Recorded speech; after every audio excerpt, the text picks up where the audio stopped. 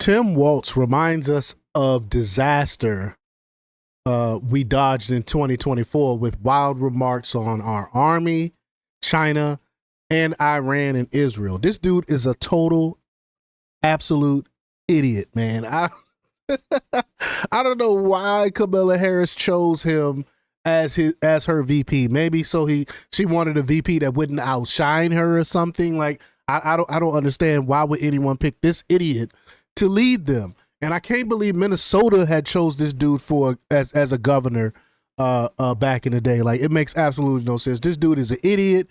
He's effeminate.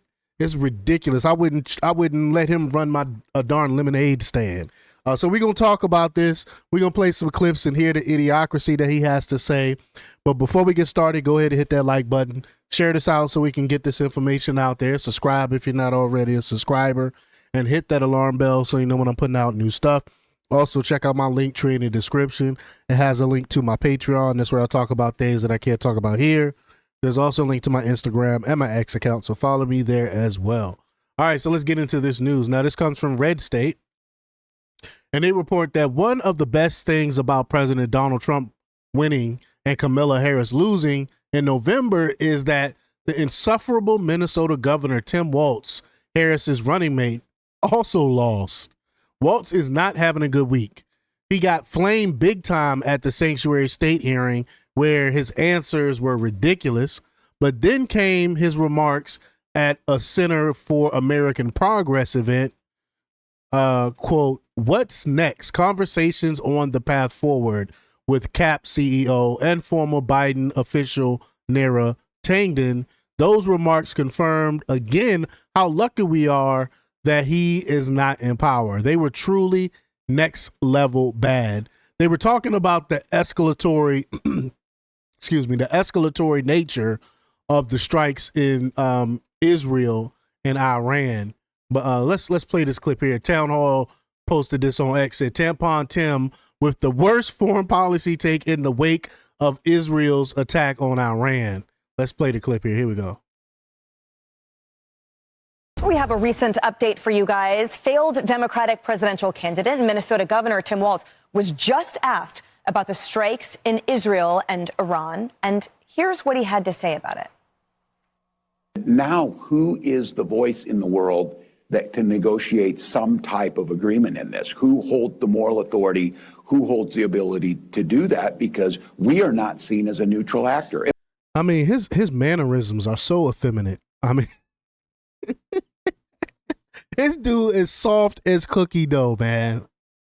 And we maybe never were. I don't want to tell anybody that. I think there's a lot of people that say you always leaned one way in this. But I think there was at least an attempt to be somewhat of the arbitrator in this. We saw President Carter do it with Begin and Sadat. We've had certain wins along the way that were actually mutually beneficial both ways. Now I ask who that is. And I mean, consistently over and over again, we're going to have to face the reality. It might be the Chinese. Oh my, the Chinese.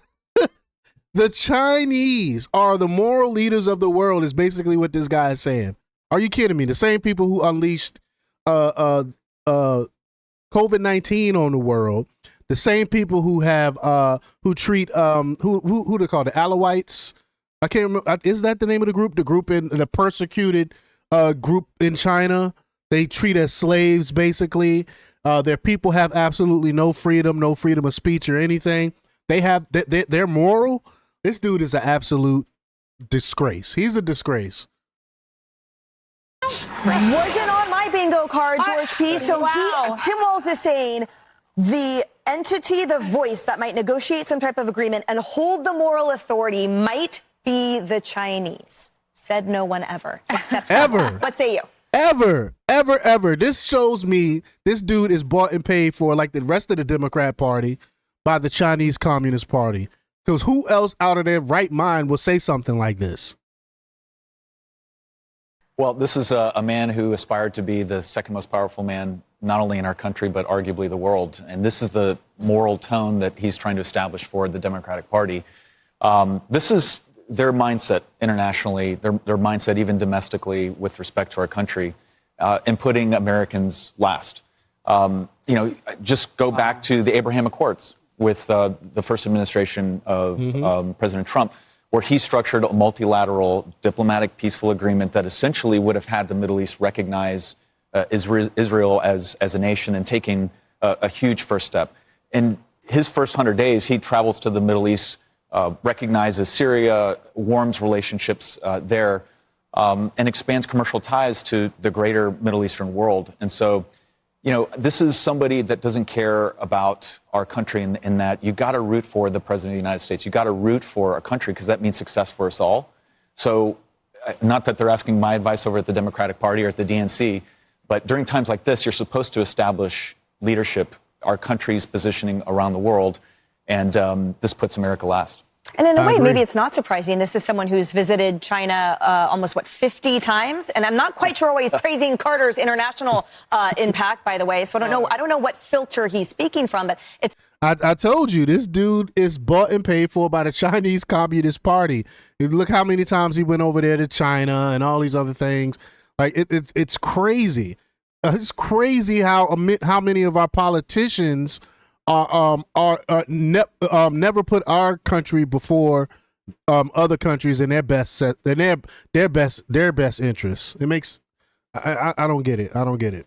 It certainly feels really surprising, Harris. Yeah, you know what? So I collected this morning just a bevy of international response to Israel. Here's the Chinese Ministry of Foreign Affairs. I'll just read 2 lines. China is closely following Israel's attacks on Iran and is deeply concerned about the potential grave consequences of the operation. China opposes actions that violate Iran's sovereignty. Last, and it goes on for a paragraph, the last line, China stands ready to play a constructive role in helping ease the situation. Look, you talk about Syria and all those areas where they got cut out in the Middle East. They weren't the lead dog in any fight. And who would have thought that you'd see such a warm environment for an American president in the Middle East? Because I think that the Saudi crown prince was fist bumping with Biden or something. So China has lost its footing. And maybe Tim Walz gets the same press release that I just read from the Ministry of Foreign Affairs in China, because it certainly sounded like he thinks that China stands ready to play a constructive role in helping ease the situation. Even if so, Kayleigh, constructive role is a far cry from moral authority. And reality. Yeah. Look, Tim Walz, I believe, wants to be president. Thank God, by the way, that man's not a heartbeat away from the presidency right now. Right. Okay, imagine Jesus. that. That was one of the most naive articulations of foreign policy I think I've ever heard in my life. He used the word China and moral authority in the same sentence. And this is a man who in the summer of 1989 was preparing to go overseas to teach in China. Guess what happened just before he left?